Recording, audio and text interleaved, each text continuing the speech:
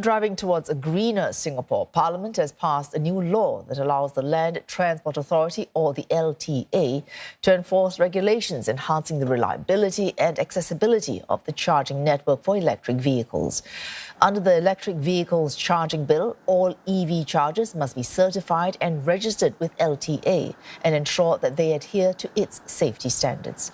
Charging operators must also be licensed to prevent bootleg or poorly maintained chargers that can pose safety hazards. All new buildings must install a minimum number of chargers. For condominiums, EV chargers can be installed with approval from just half the residents if certain conditions are met. These new measures are part of Singapore's aim to deploy 60,000 EV charging points across the country by 2030 and achieve net zero emissions by 2050. As EV charging and related technology evolve, we will need to adapt our laws and regulations to ensure they are fit for purpose. This Electric Vehicles Charging Bill is an important foundation and first step. It is a milestone in Singapore's quest for a sustainable land transport system and in our journey towards net zero emissions by 2050. 12 MPs spoke during the 3-hour-long debate.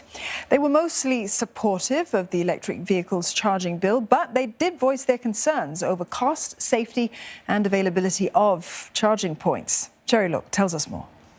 Guidelines are essential. During the debate, Jurong MP Sean Huang pointed out that globally, 1 in 4 EV fires happened while charging. His concerns were echoed by other MPs, who highlighted fire hazards and other safety concerns. While we have the legislature, how do we enforce effectively while it's still at this early stage to address fire safety concerns? Beyond fires, per se, our humid tropical environment may present greater maintenance challenges, which in turn calls for more attention to ongoing regulation of the charging infrastructure. What safety features and public education efforts has the ministry put in place to address such concerns?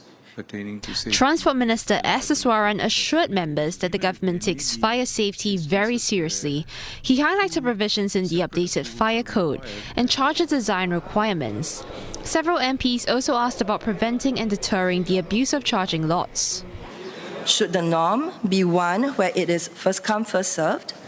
Or should it be a weighted preferential arrangement for vehicles that are used for livelihoods or saving lives? What would this new norm look like? Motorists must also develop a culture of responsible and gracious behavior when charging their EVs. So education and an evolving culture is key. The fact is, even with enforcement and education, it will take some time for the EV charging behavior and patterns in Singapore to normalize. And we need a collective effort to help nurture the process and allow us all to ensure that this experience is a positive one for all of us. Others questioned if the number of chargers the government plans to deploy is sufficient to meet demand. We also need to avoid over-provisioning, especially as the EV population today is relatively small, although the take-up rates are rising. But he said supply can be ramped up if necessary and that there are resources to help. For instance, over 80 condominiums have tapped the EV Common Charger Grant. Mr. Swaran gave this update in response to queries from MPs Edward Chia and Louis Ng, who asked who would fund the installation of chargers in condominiums. He also added that the government will continue to monitor pricing, but points out that a dispersion of prices might not be a bad thing. If there is a wide dispersion in the prices, does that mean that we have a more competitive market? And if we have a very narrow dispersion or in extremis just a single price across the whole of Singapore, is that a desirable outcome? So I think we have to think about this carefully.